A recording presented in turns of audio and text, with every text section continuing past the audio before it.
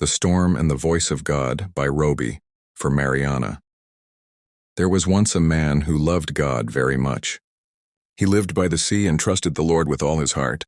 One evening, dark clouds gathered over the ocean and a fierce storm rolled in. Rain pounded the earth, thunder roared like a lion, and the waves rose like mountains.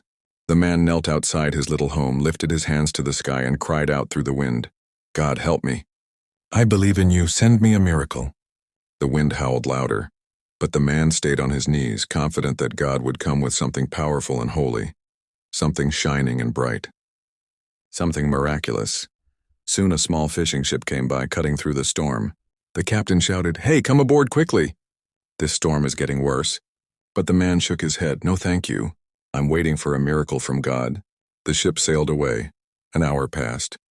The waves crashed closer. The man climbed to the roof of his house to stay above the rising water. Again he raised his hands and shouted, "God, help me!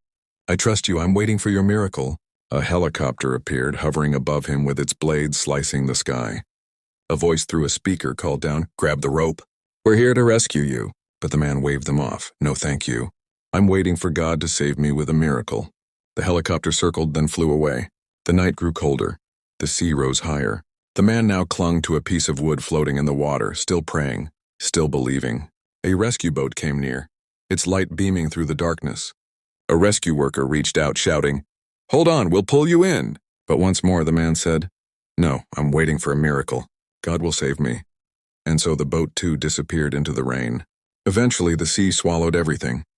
When the man opened his eyes, he found himself standing in a place filled with light and peace. It was heaven. And in front of him stood Jesus with eyes full of love and wisdom. The man rushed to him and fell to his knees. "Lord, I prayed. I believed. Why didn't you help me? I waited for a miracle." Jesus gently reached down and lifted the man to his feet. Then with a tender smile he said, "My child, I did help you.